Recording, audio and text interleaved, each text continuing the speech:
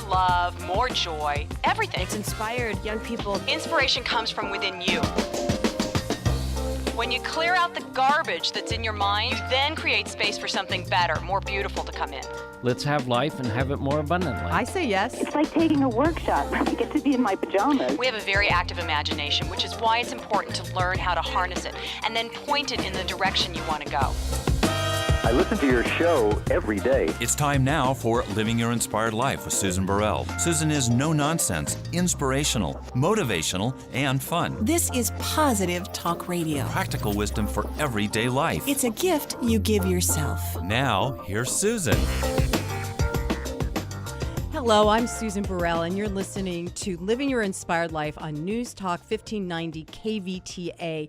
And we are talking about all sorts of good stuff. If you missed last week's show, go to livingyourinspiredlife.org and get caught up on the shows. And we're also talking about some stuff that we have on our inspiration page, which you can click on at the top, or there's a little box at the bottom of the website. You can click on and go and find out how to mind map. Last week we were talking about mind mapping, because really the overall thing we're talking about is about how do you consciously want to end your year? Do you want to end it with a bluster and a fluster and a flurry? I mean, some people like that, or do you want, well, I'm from California, so maybe you want to kind of just ease into that holiday and then New Year thing, kind of laid back. So with me in the studio today is Todd Waddington. Hi, Todd. Oh, I'm so interested to find out how we're going to do that. Where we're going. Well, that whole ease into the holiday thing. Well, the reason why I'm thinking about this is because as soon as, before Thanksgiving, all the ads and all the Christmas decorations went up. And I just became incensed. I was like, are you kidding me? I haven't even had turkey yet. And now you want me to go become a shopaholic? I'm not doing it. Well, they go up, Halloween. Well, right. But when we were kids, you didn't blur those lines. There were seasons, right? There was Halloween, tick, tick, tick, Thanksgiving, tick, tick, Christmas. They didn't start playing Christmas music until the day after Thanksgiving, not a week before Thanksgiving. I know. It's frightening. So what that caused me to start thinking about is, I don't want to go at the speed of light anymore. Maybe it's just my ageism or something, but I just don't want to rush everywhere. And then it got me thinking about, well, then how do I want to end this year? What is it that I want to do? How do I want to create maybe new holiday rituals for myself that have meaning, as opposed to running around at all the sales to get the best buy so I can go and wrap it up so somebody can shred the wrapping on Christmas Day and go, oh, gee, thanks. So that's kind of what I've been contemplating, and that's what I wanted to invite everybody that's listening. How do you want to complete this year? And when what I talk about all the time on Living Your Inspired Life, and we've had this conversation before, right, Todd, is when you drop into listening to your inner voice, or that inner instinct, then it's easier to find creative ways to express yourself. It's easier to recognize that you're saying yes to way too many things. Hello, I'm raising my hand. Way too many things. And unfortunately, I have the personality. My personality says yes to way too many things every day of the year, not just around the holidays, but every day of the year. So I'm looking at all this. How do we slow down in the flurry of everything? Yeah, I've got a list of a bunch of things in my head, and it's all crammed in there. I have an upside down home right now, which is a luxury problem. I'm not going to go there, but on top of that, it's the busiest time of year for my business. I have a special needs daughter, and right now, as I'm sitting here just unwinding, I feel on the verge of tears. It's like, maybe not literally, but I mean, yeah. I have a feeling we're not alone. Yeah. I really do. I had lunch with a friend yesterday, and literally we both sat down across from each other and just kind of stared at the table, the air. We didn't even we were both so tired, and it hasn't even started yet. So I think we're not alone. That we as individuals, and certainly in this culture, the American culture, if you're not busy doing a bunch of stuff, including answering that tweet or that text as soon as it comes to your phone, then you're not American. Then you're not doing what you're supposed to be doing. What, Yeah. Is there some place? There's got to be some places. I know there's some places I live in one that tends to slow down in the Ojai Valley. Lots of people want to just be slow. And I know that there's got to be places like that in other parts of the country. And yet it's hard not to amplify all the doingness. Yeah. Well, somebody turned to me once. I was caring for my daughter, and they said, wow, you're really an anxious person, or you're really anxious or something. And in my mind, it was like, no, this is what I need to do to take care of my daughter. And in some respect, I'm sure that's true. But boy, it really pushed a button inside of me, and I think the reason it did is because perhaps there is another way to do it. Yeah. Yeah. And what I'm finding, like this morning, I took time. I just became really slow and intentional, which we're going to be talking about. And becoming slow and intentional, I got more things done with less frenzy and stress. And as I was driving to the station, I was like, wow, I just ticked off 5 different things on my list that I needed to get done, business things, and it felt good. And I wasn't stressed driving here. I wasn't upset that I hadn't returned those calls or what, because I slowed down enough to be intentional to get it done.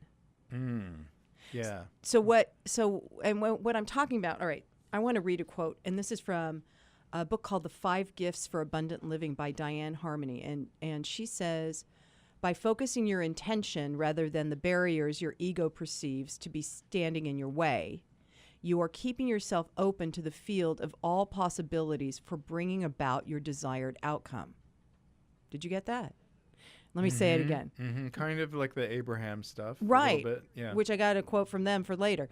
By focusing on your intention instead of focusing on those ego things that we think are in the way, well, that person didn't return my call, so I can't get this done. Or why didn't my child do the thing I said they would do, like clean their room? Instead of focusing on those things that we think that we perceive as standing in our way, we keep ourselves open to that field of possibility for bringing out the desired income. So outcome, and income, the outcome and the income. So what that says to me is when we are intentional, like today, I'm going to be mindful about how I proceed in life. Today, just do it one day at a time. Then we can begin to see what the other possibilities are out there for ourselves that we want to participate in, or we want to say, yes, I want to do that, or I want that to be my focus for the next day or the next year. So when we set intentions, it helps us to figure out what we focus on. And what happens oftentimes is that people want to have a game plan so badly. Here's how I'm going to get from point A to point B plan, that they don't realize that they're subverting themselves. They're sabotaging the possibility of a better outcome than they can imagine. I get that. It's challenging for me to hold an intention when life is crazy. When life is, and because I think the people that really do well in life are those that can set an intention, exactly what you're saying, yeah, and still walk through the daily, some of the drudgery, the tragedy, the big events that happen, yet still holding that intention of, let's just say my intention is I am joy today. I'm going to be joyous no matter what happens. And, I that all went out the window when my daughter didn't get her homework done and there was a fit and, whatever the scenario is. Yeah. And then I feel like I undermine myself by saying, oh, well, that didn't work out, Right. So then so you it's just sort throw of out short-term intention. It doesn't. So right. I think that so I guess my question then, perhaps, I guess it's the form of a question, is how do we maintain that? If I'm going to set this intention, regardless of like what's happening in my life or what the circumstances are. Because I think that's how I know that in theory that works. In theory, it works. So let's talk about that. Let me think about that. Because I get tripped up often too. That's why that quote appealed to me. That what the ego perceives as something in your way. So like your example of your daughter didn't get her homework done.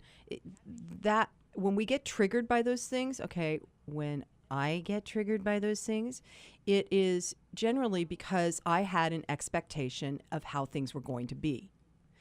If she gets her homework done, I'm going to be happy. Yeah. Well, and everything else is going to flow because we'll be on schedule. And what I need to add to that is it's not so much about me. I mean, my needs are pretty easygoing when it comes to that, but it's her reaction to whatever it is. Homework done, not done. She's an explosive child. And it's kind of like, so anyway, that's just one example. Right. So I was having a conversation with some people the other night about something very similar to this because what happens, and there's a difference between having an intention. So there, not a difference. Part of setting the intention is then allowing a larger space to surround it. Like setting the intention and then let it go. It's like planting a seed in the soil, right? When you plant a seed in your garden, you don't then keep going back and digging it up to see if it's growing. You leave it alone, right? But part of that is you create space around that plant to grow. So you clean out the weeds and things like that. And you have to go and kind of check on it, not digging it up or anything, but okay, did it get enough sun? Is there water? Are there weeds? What do I got to do to care for it? But then back off again. It's like you have to be. There's that old phrase of being hands-on, I'm a hands-on parent or I'm a hands-on manager or whatever. But I think what's happening now is everyone's trying to navigate this new way of being in the world, which is being sort of hands-on, but being hands-off enough so that whatever it is, whether it's a project at work you're working on, instead of micromanaging it until it shuts down that avenue of creativity in other people, backing off enough, detaching enough so that there's space around that project or that idea so it can grow, if you will, organically. So what I notice, sounds like what you were just describing, Todd, what I notice is when my son was home, when he was living at home, because now he's in college, and my life is so much easier because I would get up, I would hit the floor running. Okay, he's got to get to school, which means I got to make the lunch. I got to make sure he has breakfast. I got to make sure he did his homework. I got to make sure. And then, when he's done with that, then I can start my day. And then when he comes home, I got to make sure, so it was somehow I developed this idea that in order to be a good parent, I had to be hands-on. And what I noticed is when he would go through these mental and emotional growth spurts, the last thing he wanted was me to be hands-on. And now that he's away at college, when he comes home, if I even start with okay, so now what we're going to do, he's like, Mom, just relax. It's all going to work out. Whatever it is, it's all going to be okay. I'm like, oh, yeah, because when you weren't here, it was just fine. Why is it a problem now that you're back home? Right. I don't know.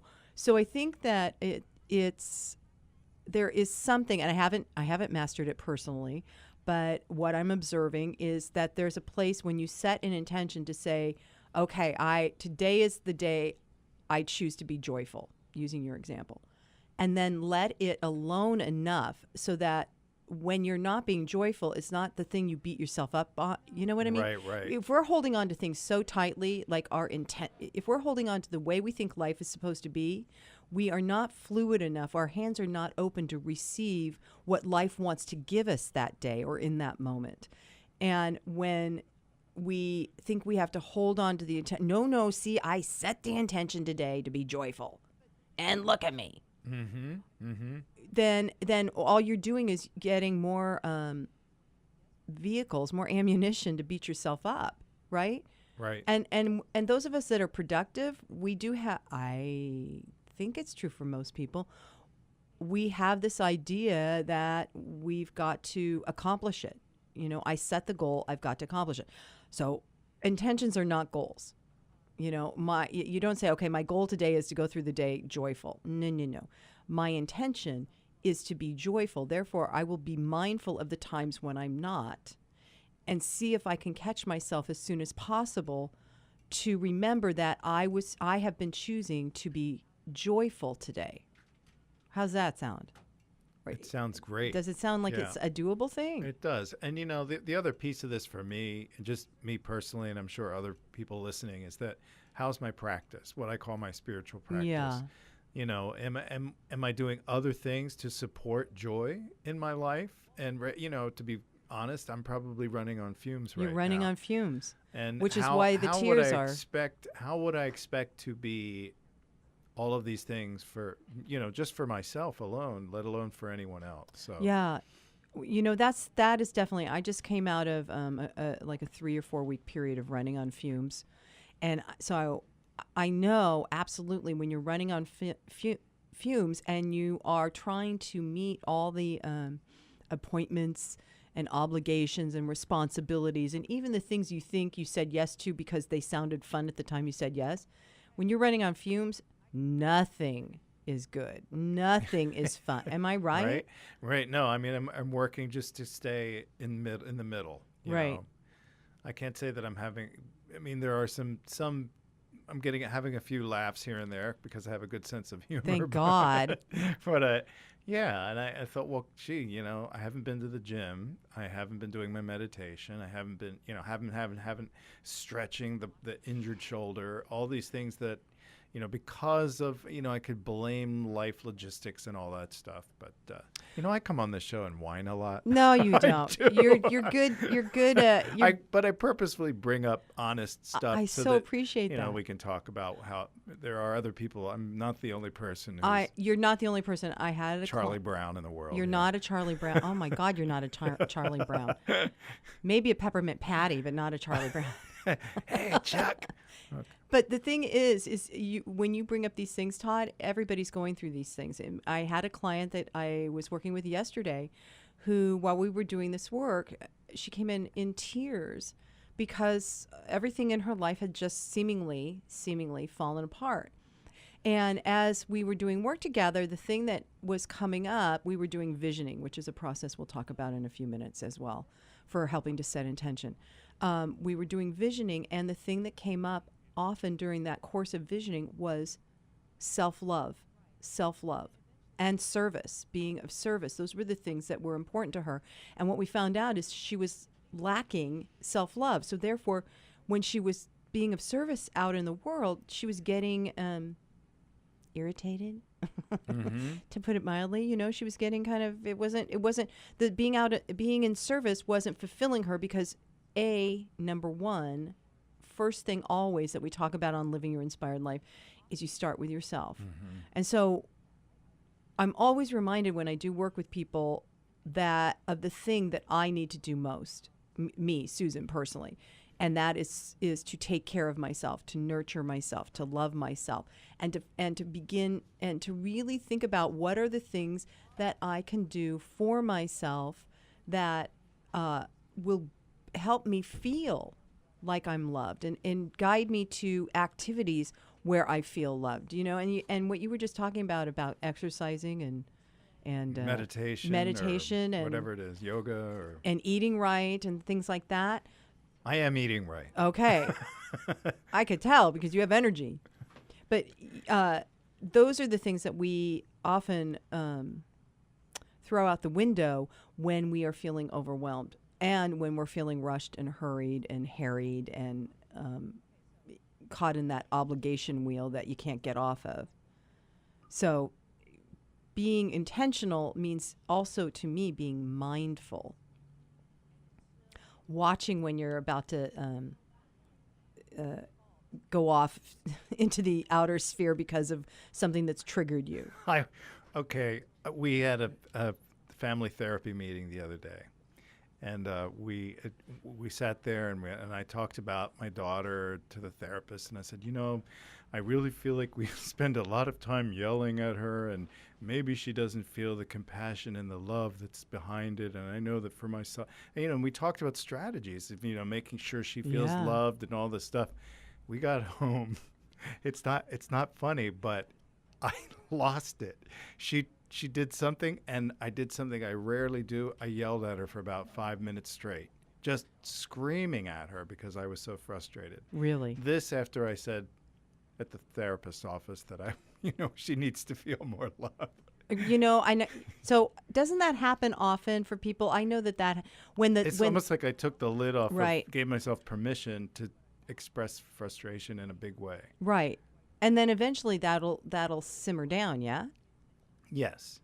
Yeah. But it's almost like the thing that we think, okay, so here's what I'm hearing is that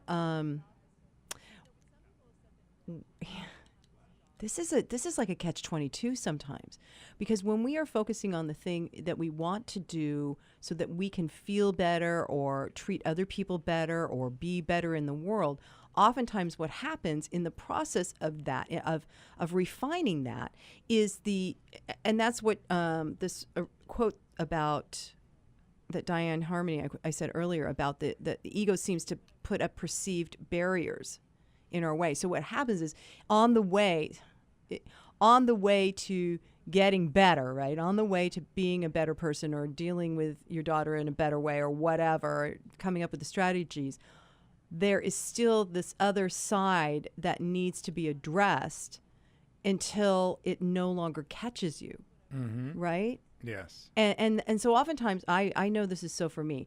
I'll say I'm doing work, my inner work, and so I can be a better person. And I swear, as soon as I leave the house, somebody will do something, and I want to just take them out. I want to knock them down.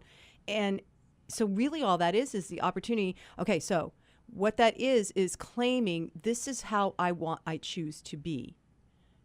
That's an intention, right? I choose to interact this way. And until it becomes a habit, we will default to the old behavior, or we will default to the frustration level. We will default to the anger level or the depression level until we, like you said earlier, you're doing your work to stay in the middle, until we find that middle ground where we can be there more easily. So it's just retraining. It's creating a new habit, which takes 21 days to do. So, well, I've also heard this idea that when we set an intention, like say patience, I'm patient. I'm going to be patient today, all day long. That the universe sort of lines up things to test us, but to give us the opportunity to be patient. So the bank line is going to be 3 times as long. And you get stuck in traffic and somebody swears at you. That's true. I don't know. That's true. It is. It's so that you can practice. I also think it's so that we can go, okay, is that really what I want? There's another thing. Is this really do I really want? Because some people will say, okay, I'm going to set the intention to be a beep. Oh, no. No. And then everything will go well. Maybe we need to think of it that way. Do it the opposite. No, but some people will set the intention that I'm going to have this job where I make, this kind of money. I'm going to take this job so I can make this kind of money. And then what happens is they get into the job and they go, oh, I don't like this job, but I set the intention to make this kind of money. And sometimes it's like setting intentions can also be where you go, okay, you know what? That's not what I really want. So it's almost like peeling the onion layer too. I want to be joyful, but you know what? Really what I want more than anything is to be patient. Do you know? Or something like that. So yes, it's the universe brings us stuff so that we can practice the thing that we've said we want to be intentional about.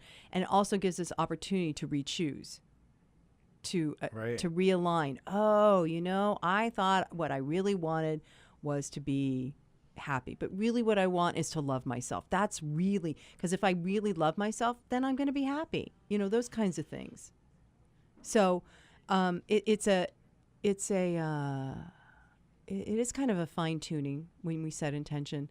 Walt Disney years ago was quoted on saying, first you have to dream, and you have to dream big, and then you have to believe in your dream. You don't have to get anybody else to believe it. You believe in your dream, and then you have to dare to live that dream. And once you can dream, believe, and dare, then you go out and do it, and you can do it.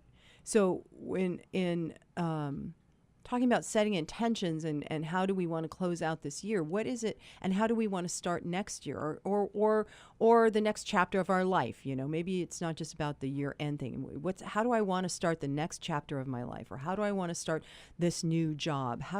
What is the intention I want to seed into this new thing I'm about to experience? And so follow Walt Disney's sage advice. I mean, man, the man really had it wired. Wow. You dream as big as you possibly can, and then you begin to believe in your dream as much as you can for as long as you can, and then you dare to know that dream that you're believing in is going to happen. It's going to manifest, and you go out and you do the things that support that dream in actually coming to fruition. So the dreaming is what plants the seed in the soil of your garden, right? And then the believing is what waters it when you can't see it growing. I believe, just like in Miracle on 34th Street. I believe. And then you dare to watch your dream begin to take root and begin to come up through the soil. And during all of that, you do the things you need to do to take care of that so that dream can actually become the reality that you're desiring, the reality that you're intending for your life. And I would say to everyone out there that a major intention to plant is that thing of self-love. And because underneath all of everything, underneath your money issues, your relationship issues, even your health issues, the thing that 9 times out of 10 is causing the issue is that we're not loving ourselves enough. Not out of selfishness, not out of taking somebody else's toy or anything, but out of whatever life circumstances have battered us down, or whatever family situation we grew up believing in was so, or whatever outer life experience we had that damaged our esteem. But when we can focus and set intention to love ourselves, I love myself. I love myself more than I ever have. If we can make that the intention, then everything else will begin to blossom, because you've just now fertilized everything with love, because really love is the thing that heals everything. Love is the thing that takes the blinders off our eyes. Okay, now this is getting kind of woo, I guess, but it is the thing, when we are intentional, that will open up that infinite field of possibility that we have not been able to see yet. And when we can do that, then we're at choice on how we want to live our life.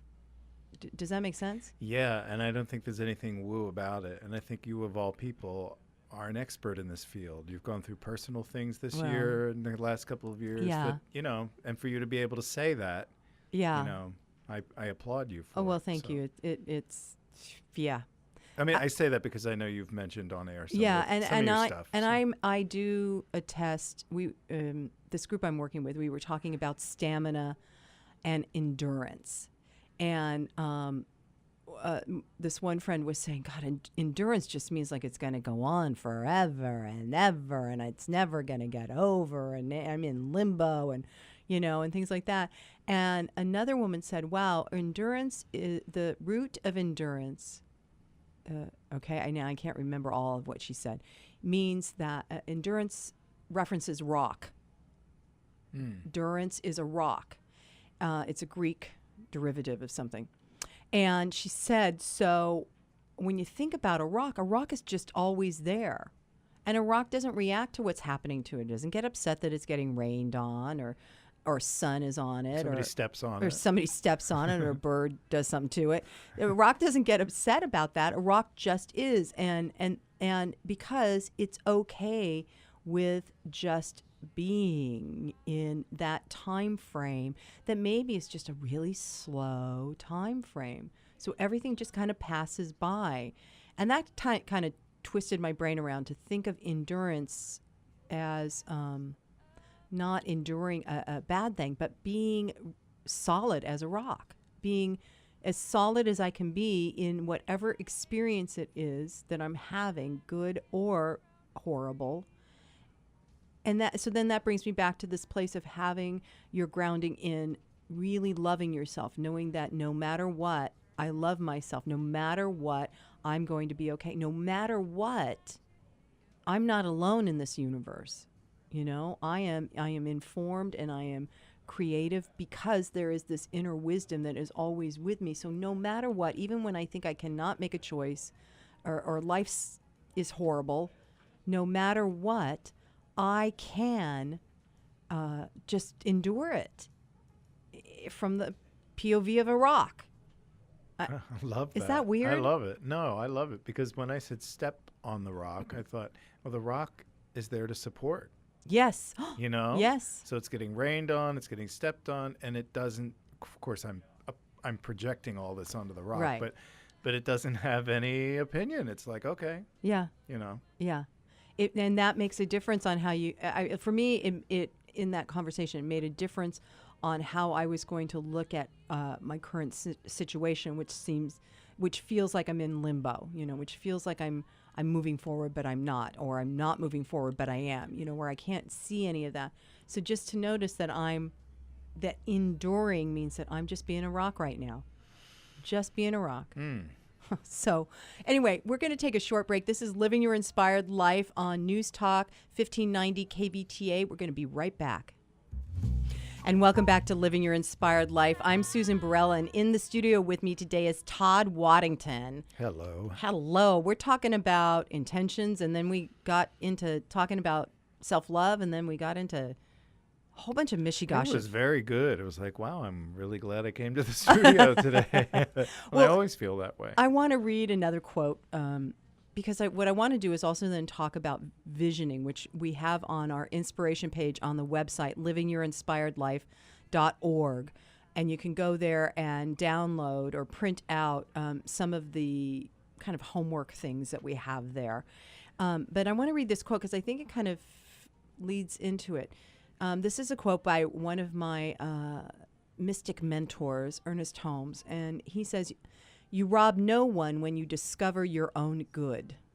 You limit no person when you express a greater degree of livingness. You harm no one by being happy. You steal from no one by being prosperous. You hinder no person's evolution when you consciously enter into the kingdom of your own good and possess it today. Your endeavor is not to locate the divine presence or awaken the activity of the law. It is rather to become aware of this presence and of its activity flowing through you." So that kind of spoke to me about what we were talking about earlier about, really grounding ourselves in self-love. And then we realize that there's no one and there's no thing against us. There's no precipice we're on. There's no bad thing that's going to befall us. And then we can be active in the creative process of life and really open up to that flow, that thing. Because I really believe we're creative beings. I really do. We're here to create. I mean, we are. I mean, we're creating right whether now. it's We're a good creating thing a or a not so good conversation. thing. We're creating children. We're creating chaos. Mm-hmm. Isn't it interesting? And sometimes it's the same thing. And sometimes it's the same thing. And it's interesting because I think a lot of, certainly not necessarily people I am in circles with, but I think a lot of people think that just getting by day to day is as good as it gets. And they have forgotten at some point that that you can have fun in your daily life. You don't have to wait for the weekend, this TGIF thing. It doesn't have to be TGIF. Well, I think many people still operate on the paradigm of I've got to work for 30 years and retire, and that doesn't work anymore. No, it doesn't work. People are laid off after 5 years. Some people, and most of us don't want to do the same thing for more than a decade. No, I was talking to somebody, in fact, another client that came to me the other day, and this person was very upset because she'd just been laid off of her last like 6 jobs she shared with me. I'm like, wow, well, that's interesting. I wonder what we're going to find out about that. And during the course of the discussion, she shared with me that she set an intention. Do you get this? She set an intention to move from one state to California. And within 3 weeks, she got laid off of her job. Wow. So is that a reflection of her work ethic? No, she was fine. She just got laid off. You know, she didn't get fired. And this is why intentions are very powerful when you really get behind them, because it will drive you to the thing you want. Now, she ended up in a different part of California than she wanted to go to, but then she was working a job and she got laid off of that job. And now she's going to Northern California, which is closer to where she wants to be, the place in California she wants to be.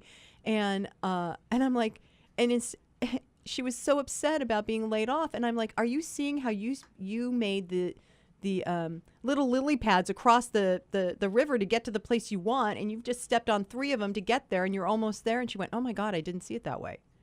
Oh, I said, so who's to say that this next place you're going to and whatever next gig you get isn't the next thing you're supposed to do so that you can get to the final destination that you've always wanted to be in, you know? So intentions, when they happen, are very powerful. And then we have to, like we were talking earlier about setting the intention for joy, and then you spin off into the outer sphere because your daughter didn't do her homework thing.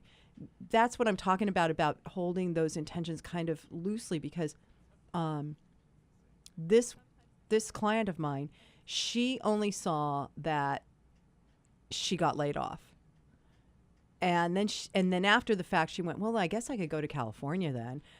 And then it wasn't until she was working with me that she went, oh, I set the intention to go to California. And that happened before I got laid off however umpteen times before, and one thing leads to another. So it's almost like that missile guidance system, on a torpedo or whatever. You have to go, you don't have to go off course, but you go slightly off course to correct to get you to your final destination, your final state of being. And sometimes that's absolutely the most appropriate way to do it. Yeah. I do think, though, that the more specific we are with our intentions, not to kind of control everything, but what is it that we absolutely want, it kind of lines up better. I have an example of that I was working on an act once back in my one-man show days, and I thought, well, you know what would be really fun? To be on the Ellen DeGeneres show and I set a date. So my parents came to visit, and I don't remember who bought the tickets or how it happened, but we went to the Ellen DeGeneres show. Oh, and my I realized, I wasn't specific about wanting to be on the Ellen DeGeneres show. Not just at. But it happened. I mean, Wow. I had no intention to go to the Ellen DeGeneres show, but I ended up being there, and it was like, oh, I'm not performing, but I'm here. And I realized that after I got home, I was like, oh, that was that intention I set. Getting more specific certainly helps. Yeah. Yeah. Yeah. And the only way we can refine that stuff is by just living our life after we've set the intention and being mindful. Going, oh, yeah, that's what I said. That's what I said. So one of the things I want to talk about, and Todd, you can help me out here, is on the website, on livingyourinspiredlife.org, I have something that's called visioning, and this was developed by Dr. Michael Beckwith, and it's about asking questions within yourself and then listening for the answers, however they show up, so that you can, again, instead of mentally trying to figure out your life, you can listen to that divine urge within you, that thing within you that really is kind of the reason why you're here, that maybe you've forgotten to listen to from when you were a little kid, or maybe your life has changed so much that inner voice is saying, okay, now you're going to do this, now do this. So visioning is a series of questions that you ask yourself. So do you have a visioning journal, Todd? I have, yes. You gave it to me. I did. Okay, cool. How awesome. So, because I have one, and I like to when I vision, okay, so I vision maybe. Thank you, by the way. You're welcome, sweetheart. I vision like weekly. And it's something that I'll forget to do. I'll go a couple of few weeks, and then life gets a little disoriented for me. And then I'm like, oh, you know what? I need to sit down and vision again about what's the next thing up for me, whatever it is. And I like to have it in a journal so that it's all in one place, because then I can track back again, like you were saying about, oh yeah, I set that intention to go to the Ellen DeGeneres show. Instead of be on, I can track back and go, okay, here's the breadcrumbs that have got me here. Oh, wait, a quick interjection. So in the beginning of the show, they do that warm-up stuff. Yeah. Because the intention was to be on the show. They do the warm-up stuff. The comedian called me down, and I did some ridiculous... The biggest piece you forgot to share with us. The ridiculous, like, dancing in front of the camera to get the audience warmed up, because I thought, I'm pulling out all the stops. So I just acted completely ridiculous in front of the whole audience. So in a sense, it didn't make it on air, but I was on the show. Oh my God, Todd Waddington, you cracked me up. I forgot to mention that piece. Now, did you vision before you did that?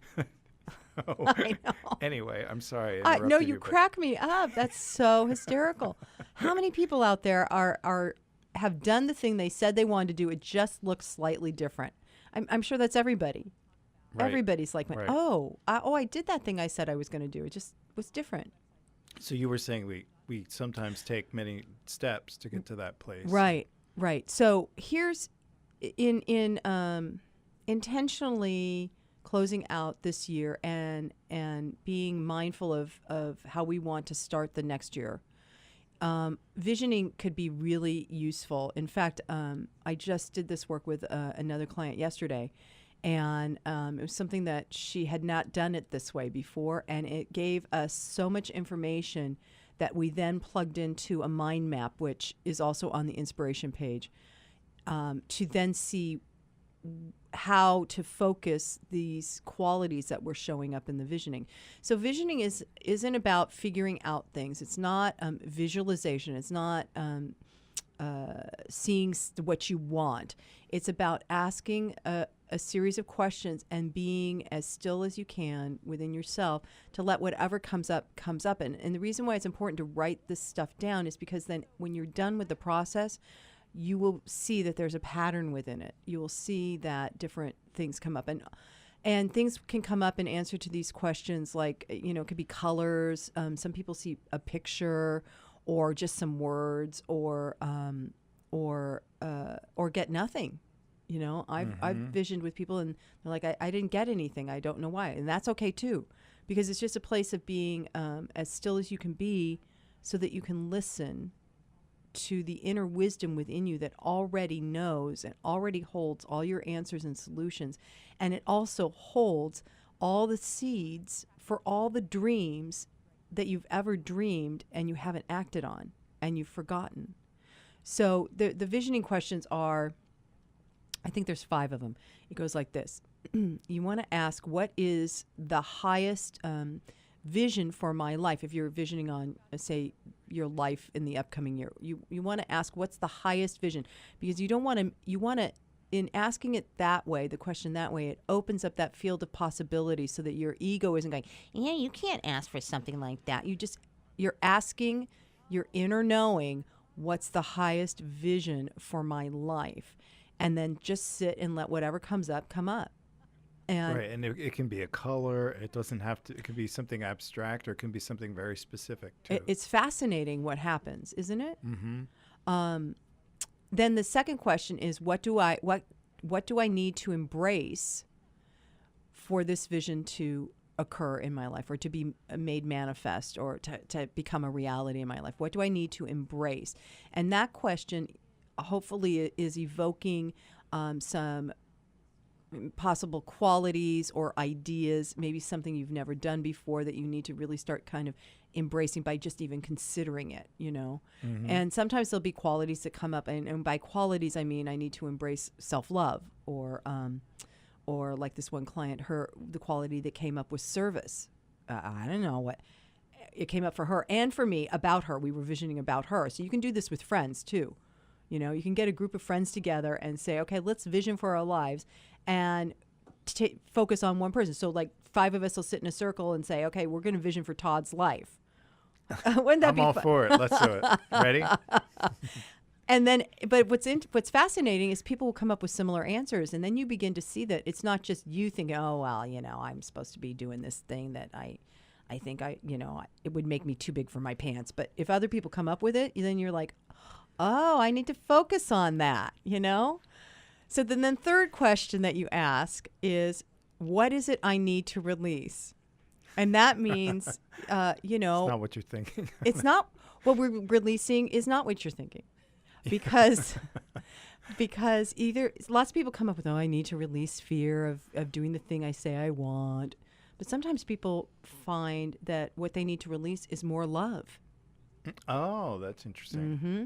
Or more power, their personal power, which means just being more of themselves in life. So what is it I need to release? And then the next question is, what do I need to embody or become? What do I need to embody or become? And that means that really, what am I willing to really commit to being? And again, you're not figuring it out. Please don't try and stress and come up with an answer. Just sit quietly and let the answer bubble up, and it will be better than you could ever imagine. So what is it I need to embody or become? And then there's another question that I've been working with, and it is, what are the gifts that I bring? What are the gifts that I bring? And that's informative, because oftentimes people will write down things that, I didn't realize that was a gift I had, telling somebody off, that's a gift. But sometimes it is, because it references that you have inner strength and courage. So what are the gifts that I bring? And then the last question is, you just simply sit and ask, is there anything else I need to know? Is there anything else I need to know? Now you're writing all this down. And what happens after the process, you can look back and you'll begin to see where there's a trail leading to what it is that is your highest best for your life. And when you do it consistently, like on a weekly basis, and keep it in a journal, the stuff that comes up begins to track really well. And this is such a great thing. I love this process. Mm-hmm. It sounded kind of weird to me when I first did it, and I didn't get it. But when you start the process, if you take a few minutes just to breathe and kind of go into a meditative state if you can, and if you haven't meditated, just breathe, do some deep breaths, and then ask the questions. You're clarifying your mind when you take all those deep breaths, and you're also preparing yourself if you do a short meditation of just being silent. And then what happens is, after all of that, it keeps percolating even though you're not visioning. I notice, for about 24 hours or even a week later, there'll be something else that comes up, and it'll pop in my mind, and I'm like, oh, that's why I got the color green, and that's what it was, or whatever, those random things. So when you vision, don't judge what's coming up. Don't try and micromanage it or squeeze it to death. Just be open and available, because what you're creating is, in essence, that fertile soil that you can plant the seed of your desire in, and know absolutely that it's going to be rooted and become whatever that is that you've been dreaming of. Again, Walt Disney said, you got to dream big, you got to believe in that dream, you got to dare to believe and do it, and then you get up and do it. So that's visioning, and it's on the website, livingyourinspiredlife.org. And yeah, I would say that to add to that visioning is a great process to do before visualization. Visualization is very powerful. Oh yeah. But I think just saying I want to be on the Ellen DeGeneres show didn't have as much power as if I had sat down and really done this process, and then I get whatever information I get, and then when it gets strong enough, then that's when we can visualize and say, okay, it's a radio show. It's a radio show where I talk about principles and how to live your most inspired life. And I'm sure you did something like that. Oh, yeah. Of course we did. Yeah. Yeah. I thank you for bringing that up, because what happens is when we tap into ourselves, into that intuitive, that inner divine guidance, if you will, which is what visioning does, then our authentic life, I'm losing my words right now, begins to grow and come out. We live authentically. So many people I know are talking about, I want to be authentic. Well, you know what? Sit down, do this visioning, and then be it.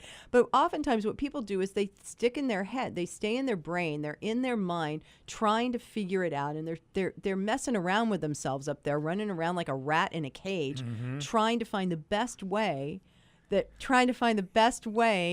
figure out how they need to be in the world and what they're going to do about it. And what happens is most of the time I've noticed when people do it that way, they continue to be unhappy, unfulfilled, and they ain't got so much money in the bank.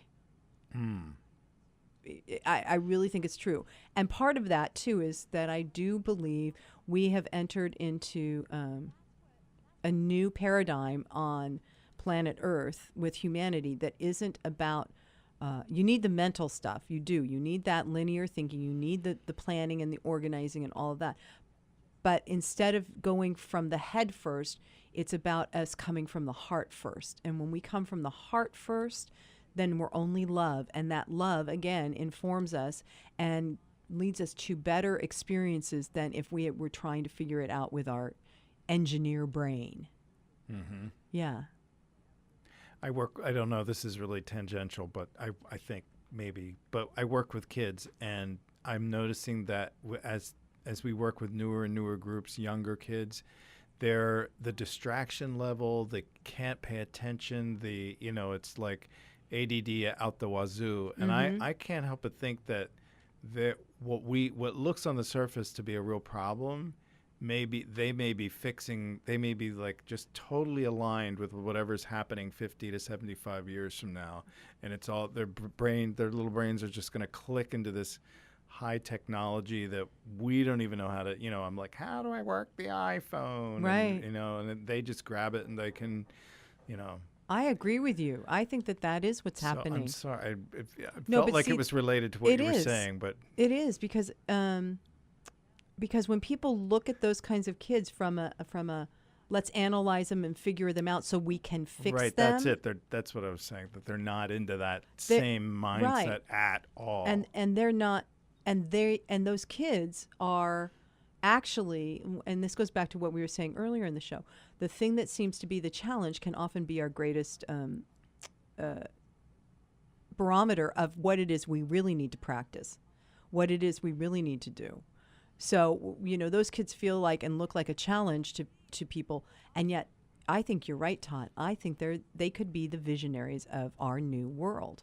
They're certainly going to be the caretakers of it in several years, yeah? Either that or it's a crazy and nihilistic thing. I choose not to believe it. Not a word of truth in that. This is living your inspired life, right? So, Todd, thank you so much for being here and chatting with me and my pleasure, and sharing Good stuff. to be here. Yeah, I love it when you're here. I can't wait for the next time. So this is Susan Burrell. You've been listening to Living Your Inspired Life. If you've missed anything, go to the website. In fact, go to the website, click on inspiration, and do some of the homework. You will find yourself absolutely feeling better. So until next time, I'm going to say, and so it is, namaste.